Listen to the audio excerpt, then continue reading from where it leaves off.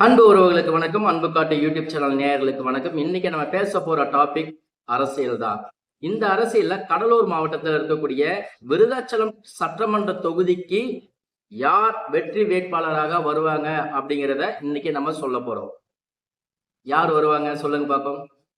எங்களுடைய கருத்து கணிப்பு, எங்களுடைய யூடியூப் சேனல் டீம் ஒவ்வொரு ஊரிலுமே ஒரு சர்வைவல் பண்ணதை வச்சு சொல்லக்கூடிய கருத்து கணிப்பு என்னன்னு சொல்லி கேட்டீங்கன்னா, விருதாச்சலம் தொகுதியில் பாமகவை சேர்ந்தவங்க தான் இந்த முறை விருதாச்சலம் தொகுதியில வந்து சட்டமன்ற உறுப்பினரா ஆவாங்கன்னு சொல்லி சில கருத்து கணிப்புகள் நமக்கு கிடைச்சிருக்கு. ஏன் ஆவாங்க அப்படின்னு சொல்லி கேட்டீங்கன்னா, ஏற்கனவே இருந்த சிட்டிங் எம்எல்ஏ ராதாகிருஷ்ணன் அவர்கள் வந்து சரியான முறையில், முக்கியமாக விருதாச்சலத்திற்கு இருக்கக்கூடிய மேற்கு பகுதியெல்லாம் எந்த ஒரு கிராமத்திலையுமே போயிட்டு சென்று சில நலத்திட்ட உதவிகளை செஞ்சாரான்னு சொல்லி கேட்டீங்கன்னா செய்யல. காரணம், கூட்டணியில இருக்கிற காங்கிரஸுக்கு மக்கள் ஓட்டு போட்டுட்டு ஆளுங்கட்சியா இருக்க திமுக தான் உள்ள இறங்கி செயல்படுங்கிற பேர்ல வந்து அவருடைய கட்சியை சார்ந்தவர்களுக்கு மட்டுமே சில நலத்திட்ட உதவிகளை வந்து செஞ்சிருக்காங்க. ஒரு கிராமத்துல ஒரு ஏரி வேலை திட்டத்துல கூட பாத்துக்கிட்டீங்கன்னா அவங்க கட்சியை சேர்ந்தவர்களுக்கு தான் பொறுப்பு கொடுத்திருக்காங்க.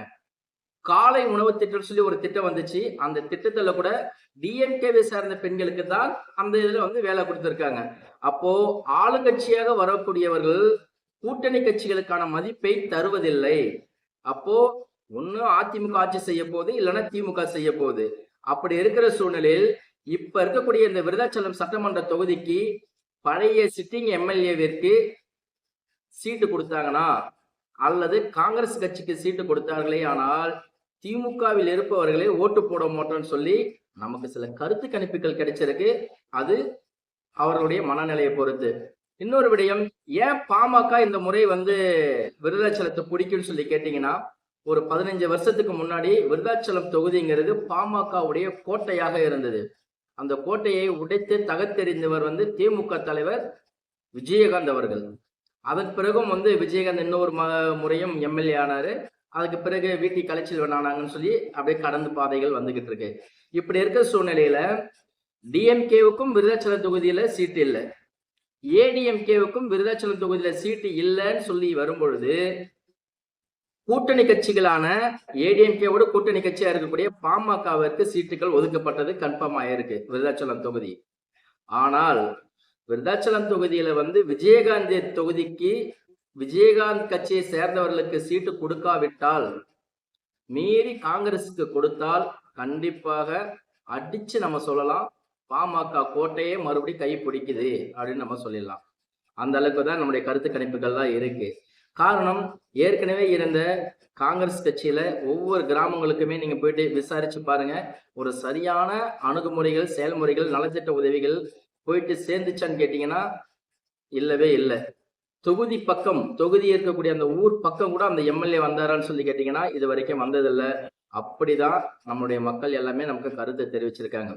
அந்த வகையில ஏடிஎம்கே கூட கூட்டணியில் இருக்கக்கூடிய பிஎம்கே, ஐஜேகே கூட்டணியில இருக்காங்க.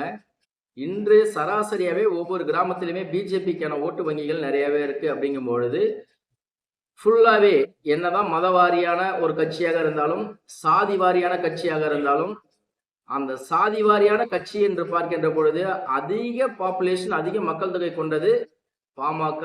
அதனால் காங்கிரசுக்கு ஒதுக்கப்பட்டால் டிஎம்கே சார்பில் பாமக வெற்றி பெறுவது உறுதி அப்படின்னு சொல்லி நம்ம கருத்து கணிப்பு நமக்கு சொல்ல வருது. இதை பத்தின கருத்து கணிப்புகளை நீங்க என்ன அப்படிங்கிறத கமெண்ட்ல பதிவு பண்ணிட்டு போங்க. அதே சமயத்துல விஜய், தாவேக தலைவர் விஜய் அவர்களுடைய கட்சி ஓட்டு வங்கிகளை பிரிக்குமே தவிர கண்டிப்பாக வெற்றி பெற முடியாதுங்கிற ஒரு கருத்து கணிப்பு வந்திருக்கு. காரணம், ஒவ்வொரு கிராமத்திலும் இருக்கக்கூடிய இளைஞர்கள் அவருடைய குடும்ப ஓட்டுகளே எடுத்துக்கிட்டா கூட ஒவ்வொரு கிராமத்தில இருந்தும் ஒரு 200 ஓட்டு கிட்டத்தட்ட பெரியுது. மற்றபடி எல்லாமே கூட்டணி கட்சிகளுக்கு தான் போகுது.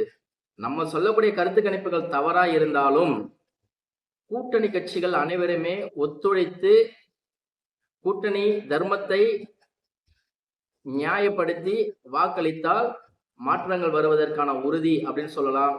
ஆனா இப்போ இருக்கிற கருத்து கணிப்பு வரைக்கும் விருதாச்சலம் தொகுதி காங்கிரசுக்கு சீட்டு கொடுத்தால் கண்டிப்பாக பாமக வெற்றி பெறும் அப்படிங்கிறதுல மாற்று கருத்து இல்லை அப்படின்னு நம்ம சொல்லிக்கிறோம். மறுபடியும் ஒவ்வொரு தொகுதியை பத்தியும் நம்ம பேசலாம். உங்களுடைய கருத்துக்கள் எதுவா இருந்தாலும் கமெண்ட்ல பதிவு பண்ணுங்க. அன்பு காட்டு யூடியூப் சேனலை வந்து சப்ஸ்கிரைப் பண்ணுங்க. நன்றி, வணக்கம். இந்த வீடியோவை பார்க்குறதுக்கு முன்னாடி லைக் பண்ணுங்கள், ஷேர் பண்ணுங்கள், சப்ஸ்கிரைப் பண்ணுங்கள், மறக்காமல் பெல் ஐக்கனை கிளிக் பண்ணுங்கள்.